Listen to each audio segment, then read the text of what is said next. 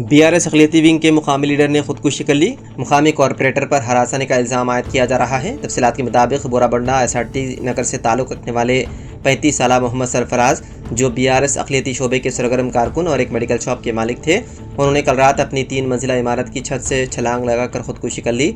इल्ज़ाम लगाया गया है कि मोहम्मद सरफराज अपनी बस्ती में एक धाती मकान तामीर करवा रहे थे। इस दौरान बाबा फसीउद्दीन नामी, जो कांग्रेस में हाल ही में शामिल होने वाले कॉरपोरेटर हैं, ने उनसे गैर कानूनी तौर पर रकम तलब की। जब सरफराज ने रकम देने से इनकार किया तो मज़कूरा कॉरपोरेटर ने GHMC के हुक्काम से शिकायत करके उनके मकान को मुनहदिम करवाया। बल्दिया के हुक्काम ने हाल ही में उनके मकान की छत और दीवारों को नुकसान पहुंचाया, जिससे न सिर्फ माली नुकसान हुआ बल्कि सरफराज शदीद ज़हनी दबाव में आ गए। कर्ज लेकर मेहनत से बनाया हुआ मकान बर्बाद होता देखकर वो दिलबर्दाश्ता हो गए। घर टूट जाने के गम और ख़ानदान के मुस्तक़बिल की फ़िक्र और ज़िल्लत के एहसास ने उन्हें खुदकशी पर मजबूर कर दिया। सरफराज की मौत की खबर फैलते ही इलाके में गम गुस्से की लहर दौड़ गई। मुकामी अफराद और मुतवफ़ी के रिश्तेदारों ने निसफ़ शब को बोराबंडा पुलिस स्टेशन के पास एहतजाज करते हुए इंसाफ का मुतालबा किया। पुलिस ने इस सिलसिले में मुकदमा दर्ज करते हुए तहक़ीक़ात का आगाज़ कर दिया।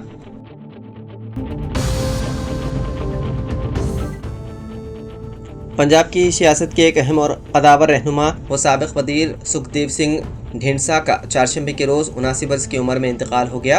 वो तवील अरसे से अलील थे और कई बीमारियों में मुब्तला होने की वजह से उन्होंने अमली सियासत से कुछ हद तक किनारा कशी इख्तियार कर ली थी। उनके इंतकाल से रियासत में सियासी व समाजी हलकों में गम व अफसोस की लहर दौड़ गई। ढींडसा का सियासी सफ़र 60 की दहाई से शुरू हुआ। उन्होंने 1972 में पहली बार पंजाब असम्बली का इलेक्शन हल्के धानोला से जीता। माददा 1977 में, सन्नाम 1980 में सिंगर और 1985 में दोबारा सन्नाम से असम्बली के रुकन मुंतखब हुए। उनकी मेहनत और सियासी बसीरत के बायस उन्हें साबिक़ वज़ीर आज़म अटल बिहारी वाजपेयी की काबीना में शामिल किया गया, जहां उन्होंने केमिकल व फर्टिलाइज़र और खेल के वज़ीर की हैसियत से खिदमत अंजाम दी।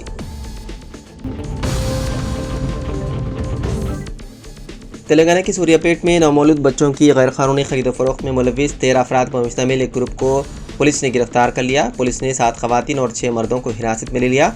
उनके कब्जे से 10 नवमौलूद बच्चों को बरामद कर लिया, जिनमें 7 लड़के और 3 लड़कियां शामिल हैं, जिन्हें चाइल्ड वेलफेयर हुक्काम के हवाले कर दिया गया।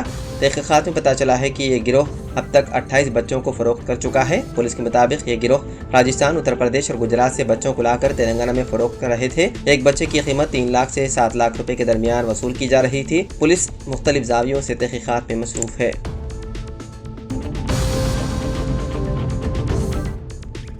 तेलंगाना के निज़ामाबाद ज़िले में एक नाबालिग लड़की को मुबैना तौर पर हमला करने वाले शख्स के खिलाफ पॉक्सो का मुकदमा दर्ज किया गया। यह वाक़या भेगल में पेश आया। पुलिस ने इस मामले की तहक़ीक़ात का आगाज़ कर दिया। तफसीलात के मुताबिक शराब खानों और सड़क पर फेंकी गई शराब की खाली बोतलें, पानी की बोतलें और दीगर स्क्रैप जमा करके और उसे फ़रोख्त कर रोज़ी कमाने वाली 15 साल लड़की अपनी दादी के पास गई और गांव के एक शख्स से उससे मुलाकात हुई। उस शख्स ने उसके साथ ज़बरदस्ती ज़्यादती की, जिसके नतीजे में मुताशर लड़की हामला हो गई। पुलिस ने लड़की की दादी की शिकायत पर इस मामले में पॉक्सो एक्ट के तहत मुकदमा दर्ज करके तहक़ीक़ात शुरू कर दी।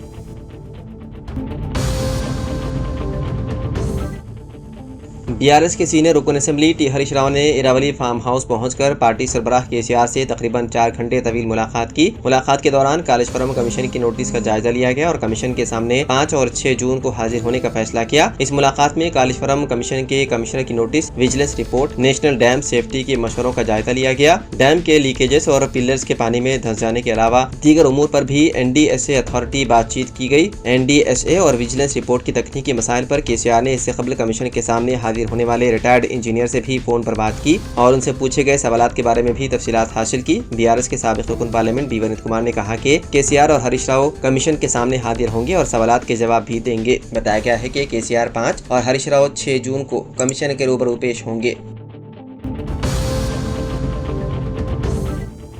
शिल्पा लेआउट के दूसरे फ्लाईओवर का काम तकरीबन मुकम्मल हो चुका है। वज़ीर आला रेवंत रेड्डी 2 जून या जून के पहले हफ्ते में इस फ्लाईओवर का इफ्तिताह अंजाम देंगे। इस फ्लाईओवर से शहर के आवाम को बिलखुसूस IT कॉरिडोर से सफर करने वालों को बड़ी सहूलत हासिल होगी। गच्चीबौली जंक्शन पर ट्रैफिक के मसाइल बड़ी हद तक कम हो जाएंगे और सफर के वक्त में भी कमी आएगी। GHMC के अहदेदार और इंजीनियर्स उन फ्लाईओवर्स के इफ्तिताह की तैयारियों में मसरूफ हैं। शिल्पा लेआउट ब्रिज से गुजरते हुए रिंग रोड और बायोडाइवर्सिटी ब्रिज पर IKEA फ्लाईओवर पहले ही आवाम को दस्तियाब हो चुका है, जिस पर से गाड़ियां फ्लाईओवर दस्तियाब होने पर आउटर रिंग रोड से बोटानिकल गार्डन रोड तक सिर्फ 2 मिनट में पहुंच रहे हैं। अब शिल्पा लेआउट आउट और वहां से आउटर रिंग रोड तक सिर्फ 2 मिनट में पहुंच जाएंगे। इस फ्लाईओवर की तामीर की लागत 178 करोड़ रुपए है। 1.2 किलोमीटर तवील और 24 मीटर चौड़ा है। ये फ्लाईओवर 6 ट्रैक्स पर मुश्तमिल है।